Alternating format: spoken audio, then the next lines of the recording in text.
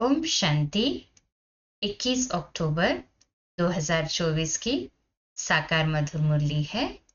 प्यारे मीठे बाप दादा हम बच्चों से कहते हैं, मीठे बच्चे सच्चे बाप के साथ सच्चे बनो, सच्चाई का चार्ट रखो, ज्ञान का अहंकार छोड़ याद में रहने का पूरा पूरा पुरुषार्थ करो। प्रश्न: महावीर बच्चों की मुख्य निशानी क्या होगी? उत्तर: महावीर बच्चे वह जिनकी बुद्धि में निरंतर बाप की याद हो। महावीर माना शक्तिमान। महावीर वह जिन्हें निरंतर खुशी हो, जो आत्मा अभिमानी हो, जरा भी देह का अहंकार न हो। ऐसे महावीर बच्चों की बुद्धि में रहता कि हम आत्मा हैं, बाबा हमें पढ़ा रहे हैं। ओम शांति। रूहानी बाप रूहानी बच्चों से पूछते हैं, अपने को रूह या आत्मा समझ बैठे हो? क्योंकि बाप जानते हैं ये कुछ डिफिकल्ट है, इसमें ही मेहनत है। जो आत्मा अभिमानी होकर बैठे हैं उनको ही महावीर कहा जाता है। अपने को आत्मा समझ बाप को याद करना, उनको महावीर कहा जाता है। हमेशा अपने से पूछते रहो कि हम आत्मा अभिमानी हैं। याद से ही महावीर बनते हैं, गोया सुप्रीम बनते हैं। और जो भी धर्म वाले आते हैं वह इतने सुप्रीम नहीं बनते हैं, वह तो आते भी देर से है। तुम नंबरवार सुप्रीम बनते हो। सुप्रीम अर्थात सर्वशक्तिमान व महावीर। अंदर में ये खुशी होती है कि हम आत्मा हैं। हम सब आत्माओं का बाप हमको पढ़ाते हैं, है ना ये खुशी? कहे हाँ जी बाबा। ये भी बाप जानते हैं, कोई अपना चार्ट 25% दिखाते हैं, कोई 100% दिखाते हैं। कोई कहते हैं 24 घंटे में आधा घंटा याद ठहरती है, तो कितना परसेंट हुआ? अपनी बड़ी संभाल रखनी है। धीरे धीरे महावीर बनना है, फट से नहीं बन सकते हैं, मेहनत है।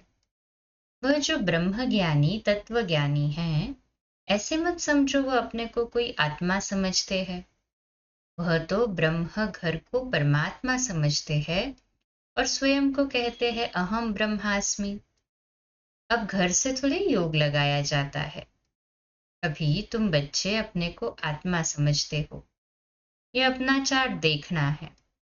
24 घंटे में हम कितना समय अपने को आत्मा समझते हैं? अभी तुम बच्चे जानते हो हम ईश्वरीय सर्विस पर है, ऑन गॉडली सर्विस। यही सबको बताना है कि बाप सिर्फ कहते हैं मन मना भव, अर्थात अपने को आत्मा समझ मुझे याद करो। ये है तुम्हारी सर्विस। जितनी तुम सर्विस करेंगे उतना फल भी मिलेगा।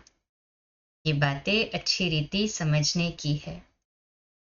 अच्छे अच्छे महारथी बच्चे भी इस बात को पूरा समझते नहीं हैं। इसमें बड़ी मेहनत है। मेहनत बिगर फल थोड़ी ही मिल सकता है। बाबा देखते हैं कोई चार्ट बनाकर भेज देते हैं, कोई से तो चार्ट लिखना पहुंचता ही नहीं है। ज्ञान का अहंकार है, याद में बैठने की मेहनत पहुंचती नहीं। बाप समझाते हैं मूल बात है ही याद की। अपने पर नजर रखनी है कि हमारा चार्ट कैसा रहता है, वह नोट करना है। कई कहते हैं चार्ट लिखने की फुर्सत नहीं। मूल बात तो बाप कहते हैं अपने को आत्मा समझ अलग को याद करो। यहाँ जितना समय बैठते हो तो बीच बीच में अपने दिल से पूछो कि हम कितना समय याद में बैठे हैं। यहाँ जब बैठते हो तो तुमको याद में ही रहना है, और चक्र फिराओ तो भी हर्जा नहीं। हमको बाबा के पास जरूर जाना है, पवित्र सतो प्रधान होकर जाना है। इस बात को अच्छी रीति समझना है। कोई तो फट से भूल जाते हैं, सच्चा सच्चा चार्ट अपना बताते नहीं है। ऐसे बहुत महारथी है, सच तो कभी नहीं बताएंगे। आधा कल्प झूठ दुनिया चली है, तो झूठ जैसे अंदर जम गया है। इसमें भी जो साधारण है वह तो झट चाट लिखेंगे। बाप कहते हैं तुम पापों को भस्म कर पावन होंगे याद की यात्रा से। सिर्फ ज्ञान से तो पावन नहीं होंगे ना, बाकी फायदा क्या। पुकारते भी हो पावन बनने के लिए, उसके लिए चाहिए याद। हर एक को सच्चाई से अपना चार्ट बताना चाहिए। यहाँ तुम पौना घंटा बैठे हो तो देखना है, पौने घंटे में हम कितना समय अपने को आत्मा समझ बाप की याद में थे। कईयों को तो सच बताने में लज्जा आती है। बाप तो सच नहीं बताते, वह समाचार देंगे ये सर्विस की, इतनों को समझाया, ये किया, परंतु याद की यात्रा का चार्ट नहीं लिखते। बाप कहते हैं याद की यात्रा में न रहने कारण ही तुम्हारा कोई को तीर नहीं लगता है। ज्ञान तलवार में जौहर नहीं भरता है। ज्ञान तो सुनाते हैं, बाकी योग का तीर लग जाए ये बड़ा मुश्किल है। बाबा तो कहते हैं पौने घंटे में 5 मिनट भी याद की यात्रा में नहीं बैठते होंगे। समझते ही नहीं है कि कैसे अपने को आत्मा समझ और बाप को याद करें। कई तो कहते हैं हम निरंतर याद में रहते हैं। बाबा कहते हैं ये अवस्था अभी हो नहीं सकती। अगर निरंतर याद करते फिर तो कर्मातीत अवस्था आ जाए, ज्ञान की पराकाष्ठा हो जाए। थोड़ा ही किसको समझाने से बहुत तीर लग जाए। मेहनत है ना। विश्व का मालिक कोई ऐसे थोड़ी बन जाएंगे। माया तुम्हारी बुद्धि का योग कहाँ का कहाँ ले जाएगी। मित्र संबंधी आदि याद आते रहेंगे। इसको विलायत जाना होगा तो सब मित्र संबंधी स्टीमर एरोप्लेन आदि ही याद आते रहेंगे। विलायत जाने की जो प्रैक्टिकल इच्छा है वह खींचती है। बुद्धि का योग बिल्कुल टूट जाता है और कोई तरफ बुद्धि न जाए। इसमें बड़ी मेहनत की बात है। सिर्फ एक बाप की ही याद रहे, ये देह भी याद न आए। ये अवस्था तुम्हारी पिछाड़ी को होगी। दिन प्रतिदिन जितना याद की यात्रा को बढ़ाते रहे, इसमें तुम्हारा ही कल्याण है। जितना याद में रहेंगे उतना तुम्हारी कमाई होगी। अगर शरीर छूट गया फिर ये कमाई तो कर नहीं सकेंगे, जाकर छोटा बच्चा बनेंगे तो कमाई क्या कर सकेंगे। भला आत्मा ये संस्कार ले जाएगी, परंतु टीचर तो चाहिए ना, जो फिर स्मृति दिलाए। बाप भी स्मृति दिलाते हैं ना, बाप को याद करो। ये सिवाय तुम्हारे और कोई को पता नहीं है कि बाप की याद से ही पावन बनेंगे। वह तो गंगा स्नान को ही ऊंच मानते हैं, इसलिए गंगा स्नान ही करते रहते हैं। बाबा तो इन सब बातों का अनुभवी है ना, इसने तो बहुत गुरु किए हैं। वह स्नान करने जाते हैं पानी का। यहाँ तुम्हारा स्नान होता है याद की यात्रा से। सिवाय बाप की याद के तुम्हारी आत्मा पावन बन नहीं सकती। इनका नाम ही है योग अर्थात याद की यात्रा। ज्ञान को स्नान नहीं समझना है, योग का स्नान है। ज्ञान तो पढ़ाई है, योग का स्नान है जिससे पाप कटते हैं। ज्ञान और योग दो चीजें हैं। याद से ही जन्म जन्मांतर के पाप भस्म होते हैं। बाप कहते हैं इस याद की यात्रा से ही तुम पावन बन सतो प्रधान बन जाएंगे। बाप तो बहुत अच्छी रीति समझाते हैं। मीठे मीठे बच्चों इन बातों को अच्छी रीति समझो, ये भूलो नहीं। याद की यात्रा से ही जन्म जन्मांतर के पाप कटेंगे। बाकी ज्ञान तो है कमाई। याद और पढ़ाई दोनों अलग चीज है। ज्ञान और विज्ञान, ज्ञान माना पढ़ाई, विज्ञान माना योग अथवा याद। किसको ऊंच रखेंगे, ज्ञान या योग। याद की यात्रा बहुत बड़ी है, इसमें ही मेहनत है। स्वर्ग में तो सब जाएंगे। सतयुग है स्वर्ग, त्रेता है सेमी स्वर्ग। वहां तो इस पढ़ाई अनुसार जाकर विराजमान होंगे। बाकी मुख्य है योग की बात। प्रदर्शनी व म्यूजियम आदि में भी तुम ज्ञान समझाते हो, योग थोड़े ही समझा सकेंगे। सिर्फ इतना कहेंगे, अपने को आत्मा समझ बाप को याद करो। बाकी ज्ञान तो बहुत देते हो। बाप कहते हैं पहले पहले बात ही ये बताओ कि अपने को आत्मा समझ बाप को याद करो। इस ज्ञान देने के लिए ही तुम इतने चित्र आदि बनाते हो। योग के लिए कोई चित्र की दरकार नहीं है। चित्र सब ज्ञान की समझाने के लिए बनाए जाते हैं। 7 डेज का कोर्स कराना होता है बेसिक राजयोग मेडिटेशन का, तो चित्र लगता है। बाकी योग के लिए कोई हर बार चित्र नहीं दिखाना पड़ता है। वो तो समझना है ना कि कैसे याद करें, दिल से जोड़ना है। तो अपने को आत्मा समझने से देह का अहंकार बिल्कुल टूट जाता है। ज्ञान में तो जरूर मुख चाहिए वर्णन करने के लिए। योग की तो बात ही है कि अपने को आत्मा समझ बाप को याद करना है। पढ़ाई में तो देह की दरकार है। शरीर बिगड़ कैसे पढ़ेंगे व पढ़ाएंगे। पतित पावन बाप है तो उनके साथ योग लगाना पड़े ना, परंतु कोई जानते नहीं है। बाप खुद आकर सिखलाते हैं। मनुष्य मनुष्य को कभी सिखला न सके। बाप ही कहते हैं मुझे याद करो। इसको कहा जाता है परमात्मा का ज्ञान। परमात्मा ही ज्ञान का सागर है। ये बड़ी समझने की बातें हैं। सबको यही बोलो कि बेहद के बाप को याद करो। वह बाप नई दुनिया स्थापन करते हैं।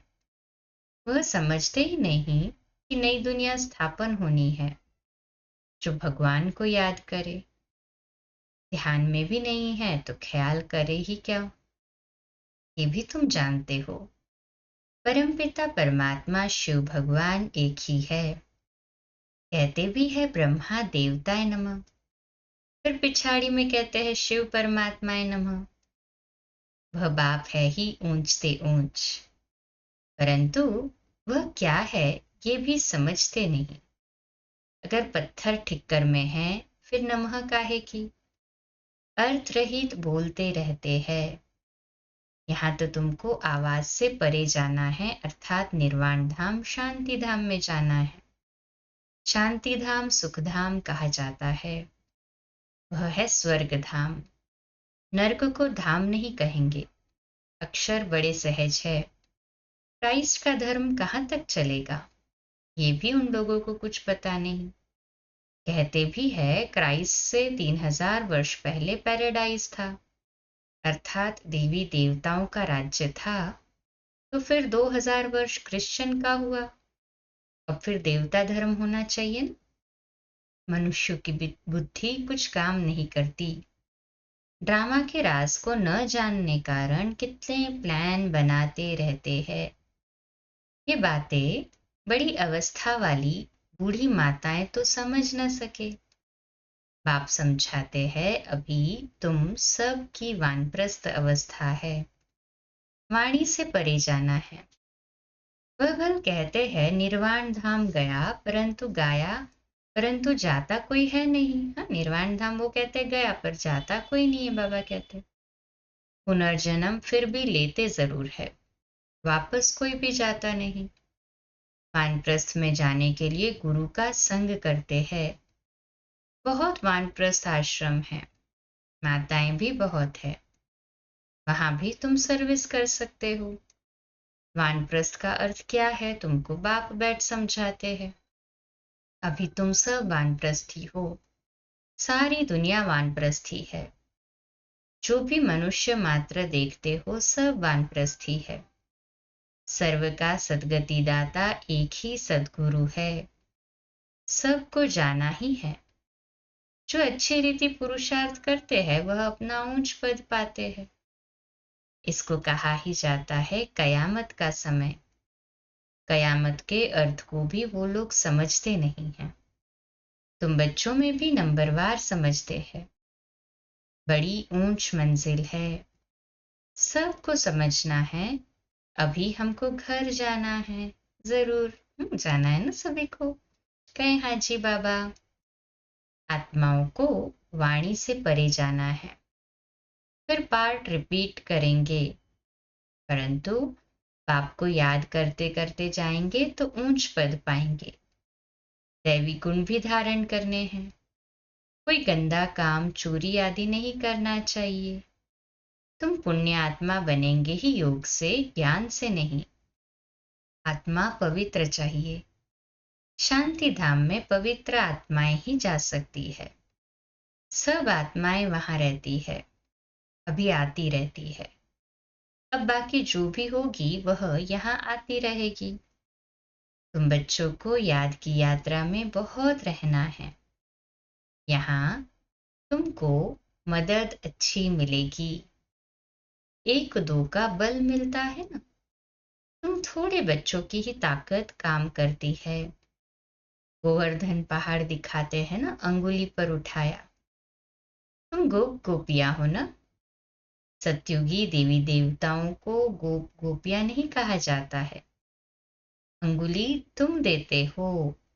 आयरन एज को गोल्डन एज व नर्क को स्वर्ग बनाने के लिए तुम एक बाप के साथ बुद्धि का योग लगाते हो। योग से ही पवित्र होना है। इन बातों को भूलना नहीं है। ये ताकत तुमको यही मिलती है। बाहर में तो आसुरी मनुष्यों का संग रहता है। वहां याद में रहना बड़ा मुश्किल है। इतना अडोल वहां तुम रह नहीं सकेंगे। संगठन चाहिए ना। यहाँ सब एक रस इकट्ठे बैठते हैं तो मदद मिलेगी। यहाँ धंधा आदि कुछ भी नहीं रहता है। बुद्धि कहाँ जाएगी। बाहर में रहने से धंधा घर आदि खींचेगा जरूर। यहाँ तो कुछ है नहीं। यहाँ का वायुमंडल अच्छा शुद्ध रहता है। ड्रामा अनुसार कितना दूर पहाड़ी पर आकर तुम बैठे हो। यादगार भी सामने एक्यूरेट खड़ा है। ऊपर में स्वर्ग दिखाया है, नहीं तो कहाँ बनावे। तो बाबा कहते हैं यहाँ आकर बैठते हो तो अपनी जांच रखो। हम बाप की याद में बैठते हैं, स्वदर्शन चक्र भी फिरता रहे।